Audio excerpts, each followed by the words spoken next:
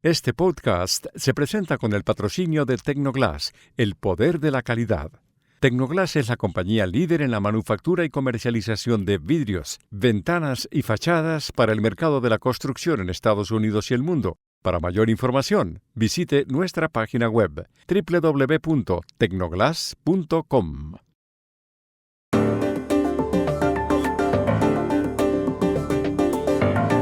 Más de 370 millones de personas eligieron el domingo al nuevo Parlamento Europeo. La centroderecha creció y la extrema derecha sorprendió. ¿Qué mensaje enviaron los ciudadanos y hacia dónde irá Europa? En Francia, ante la victoria de Reagrupamiento Nacional, el partido de la ultraderechista Marine Le Pen, Emmanuel Macron convocó a elecciones anticipadas. ¿Qué busca con esto el presidente? Con su victoria ante Alexander Zverev en Roland Garros el domingo, el español Carlos Alcaraz se convirtió en el tenista más joven en imponerse en 3 Grand Slam en las 3 superficies. ¿Por qué ganó en París? Hola, bienvenidos a Y esto no es todo, el podcast del Georgetown Americas Institute de la Universidad de Georgetown en Washington, D.C. Soy Juan Carlos Iragorri, desde Madrid. Soy Paz Rodríguez Niel, desde Buenos Aires. Soy Jorge Espinosa y estoy en Bogotá. Es martes 11 de junio y esto es todo lo que usted debería saber hoy.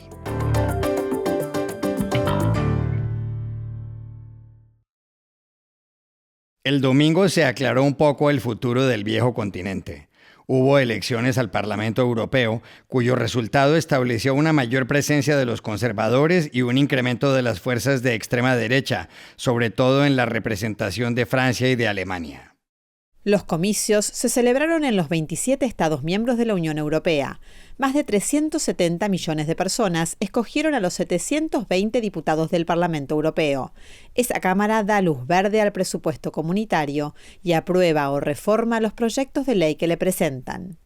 El Parlamento está compuesto por grupos de partidos afines de los distintos países. El grupo que más escaños obtuvo fue el del Partido Popular Europeo, 186. De él forman parte, entre otros, el Partido Popular de España, el PP, y la Unión Cristiano-Demócrata, la CDU, de Alemania. En ese grupo está Ursula von der Leyen, la presidenta de la Comisión Europea, el órgano ejecutivo de la Unión. Ella dijo el domingo: ganamos las elecciones. Somos el partido más fuerte, el ancla de la estabilidad. Los votantes reconocen nuestro liderazgo en los últimos 5 años. Today is a good day for EPP. We won the European elections, my friends. We are the strongest party. We are the anchor of stability, and voters acknowledged our leadership during the last 5 years, and this is a great message to all of us. El domingo, el grupo del Partido Popular Europeo consiguió 4 escaños más que en 2019. El de los socialistas, 19 menos. Quedó con 135. Pero, ojo, 2 movimientos de ultraderecha, Reagrupamiento Nacional en Francia y Alternativa para Alemania, crecieron notablemente. Entre esos grupos y otros más vendrán ahora las negociaciones para integrar la Comisión Europea, que está integrada por 27 comisarios, 1 por cada país. Los comisarios equivalen a los ministros en cualquier gobierno. ¿Qué significa el resultado de las elecciones al Parlamento? ¿Y hacia dónde irá Europa? Buscamos ayer, aquí en Madrid, a José Manuel Calvo, que está vinculado a esa Cámara y que ha sido corresponsal en Bruselas, sede de la Unión. Este resultado significa que la mayoría que dirige Europa, la mayoría de conservadores, socialdemócratas y liberales, resiste. Es cierto, ya lo decían los sondeos, que crece en varios países una derecha más radical, pero no ha habido la marea que algunos pronosticaban. No han cambiado tanto las cosas. Ganan los conservadores, que mejoran posiciones, después los socialdemócratas, que pierden algunos escaños, y terceros siguen los liberales, que retroceden igual que los verdes. Y sube esa derecha radical, nacionalista y populista, pero no sube tanto como parecía. Por cierto, son fuerzas que entrañan un nuevo tipo de complicación. Ya no dicen que quieren destruir la Unión Europea, pero son un poco caballo de Troya. Quieren una Europa un poco menos europea, un poco más nacional. Quieren menos Bruselas y más países individuales. La presidenta del Parlamento, Ursula von der Leyen, quiere mantener la coalición. La tendencia dominante después de estas elecciones va a aumentar la presión, sin embargo, para que se rectifiquen algunas líneas, aunque ella ya ha dicho que no va a pactar con aquellos que no tengan posiciones claramente pro-europeas, pro-OTAN y anti-Putin. Las cosas en Europa van despacio porque somos 27 países y hasta otoño no estará claro el panorama, que además, y como ya sabemos, está agitado en países como Francia y seguramente también como Alemania, donde la coalición de gobierno ha tenido malos resultados. Y este es un punto final importante para responder a la pregunta de hacia dónde va Europa. Hay incertidumbre porque el eje europeo pasa por esas dos capitales, por París y por Berlín. Si no hay una sintonía clara entre las dos, se va a complicar la estrategia para abordar los retos pendientes. La productividad frente a China y Estados Unidos, la reindustrialización, el proteccionismo que pide el campo, la necesidad de ordenar la inmigración legal. El marco estratégico de los próximos 5 años es lo que estará en debate de aquí al otoño. Y en ese tiempo van a pasar cosas, por ejemplo en Estados Unidos, que serán muy importantes para los europeos. Así que en la relativa continuidad hay incógnitas que tendremos que ir despejando.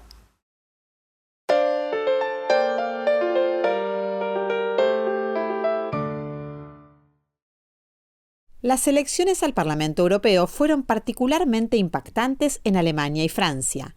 En Alemania, la votación más alta del 30% fue para la Unión Cristiano-Demócrata, la CDU, pero la ultraderechista Alternativa para Alemania se convirtió en la segunda fuerza con el 15,9%.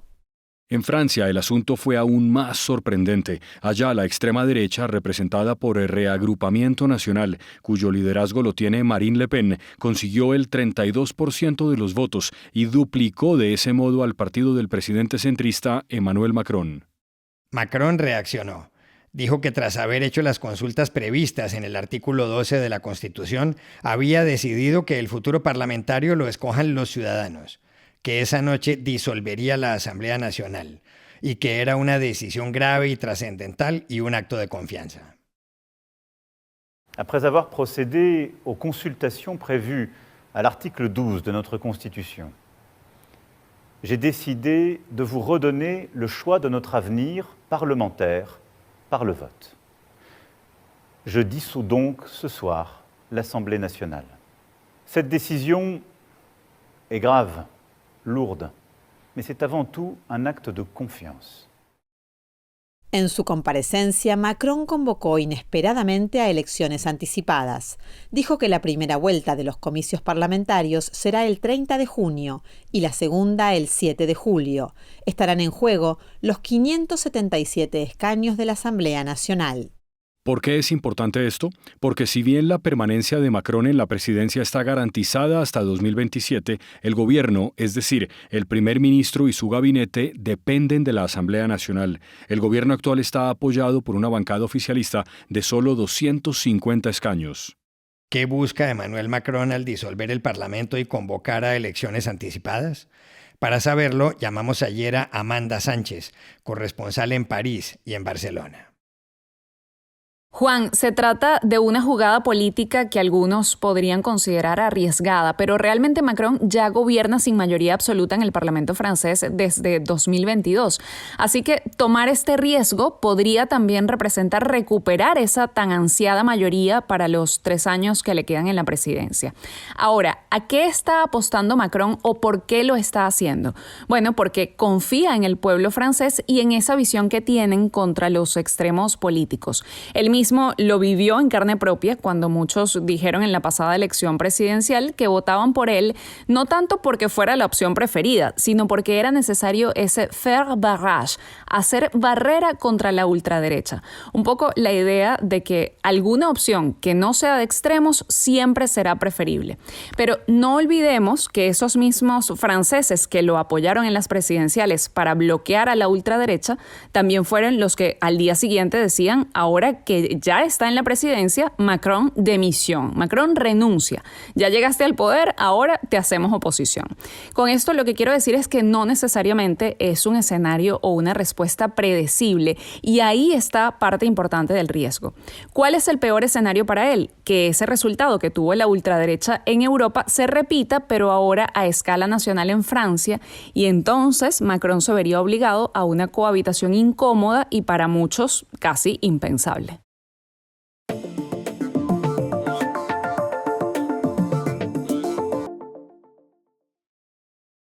Este podcast se presenta por cortesía de Movistar Empresas, el aliado que está transformando negocios en Argentina, Chile, Colombia, Ecuador, Perú, Uruguay, México y Venezuela, brindando soluciones digitales que se ajustan a cada necesidad y potenciando sus operaciones con servicios en cloud, IoT, seguridad, conectividad, Big Data y advertising. Y este podcast también se presenta gracias al apoyo de Progreso, una compañía centroamericana líder en cemento, materiales y soluciones para la construcción, con unidades de negocio en los sectores de la construcción, el agro, la energía y el desarrollo inmobiliario, y con presencia en 7 países de América Latina. Si quieres saber por qué hay progreso en todo lo que hacemos, visita nuestra página web www.progreso.com. El domingo en París, Carlos Alcaraz se convirtió con 21 años, 1 mes y 5 días en el tenista más joven en ganar las finales en las 3 superficies, cancha dura, hierba y tierra batida, en igual número de torneos Grand Slam, el US Open, Wimbledon y Roland Garros. La final de este último torneo, el Abierto de Francia, la disputó anteayer con el tenista alemán Alexander Zverev, de 27 años. Este fue el momento del triunfo del joven murciano, después del cual el árbitro leyó el marcador final: 6-3, 2-6, 5-7, 6-1 y 6-2.